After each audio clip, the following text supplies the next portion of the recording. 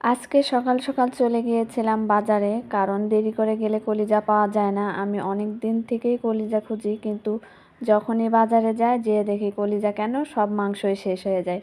তো একটা আপু, আমাদের জিমের আপু, ফারজানা ইয়াসমিন আপু, অনেকে হয়তো চিনেন। আপু বলল আমি বলে রাখবো, সকাল সকাল তুমি যেয়ে নিয়ে আসিও। তো সেই কাজ করে 9টার দিকে গিয়েছি, দেখছি তারপরও মাংস সব কিছুই শেষ, আমার জন্য কলিজাগুলো শুধু রেখে দিয়েছিল। তো এগুলো নিয়ে জিমে গেলাম। জিম করা শেষ করে বাসায় এসে এই যে কেটে রান্না করছি এখন। তো কলিজাগুলো আলু দিয়ে ভুনা করব। খালি কলিজের আগে ভুনা করেছিলাম, তেমনটা ভালো লাগেনি। তো আপুটা বলল যে আলু দিয়ে ভুনা করে দেখো, খেতে অনেক ভালো লাগবে। আসলেই খেতে অনেক মজা লাগছে আলু দিয়ে। পেঁয়াজগুলো সুন্দর করে লাল লাল করে আগে ভেজে নিয়েছি, তারপর এক এক করে রসুন বাটা, আদা বাটা এবং সমস্ত মশলা দিয়ে মশলাটা আগে ভালোভাবে কষিয়ে নিয়েছি। তারপরে কলিজাগুলো দিয়ে কষাতে দিয়েছি।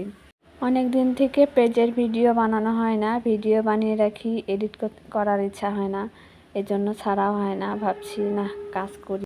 ভাবছিলাম কলিজাগুলো হয়তো সিদ্ধ হবে না, কিন্তু না, অনেক ভালো ছিল, অল্প পানিতে তাড়াতাড়ি সিদ্ধ হয়ে গেছে। তো যাদের হিমোগ্লোবিন কম আছে তারা সপ্তাহে অন্তত 2 দিন কলিজা খাবেন, ইনশাল্লাহ হিমোগ্লোবিন ঠিক হয়ে যাবে।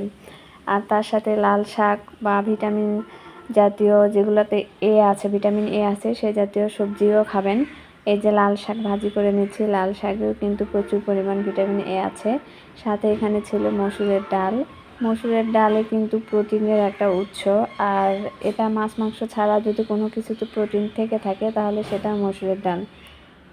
ভালো থাকবেন সবাই।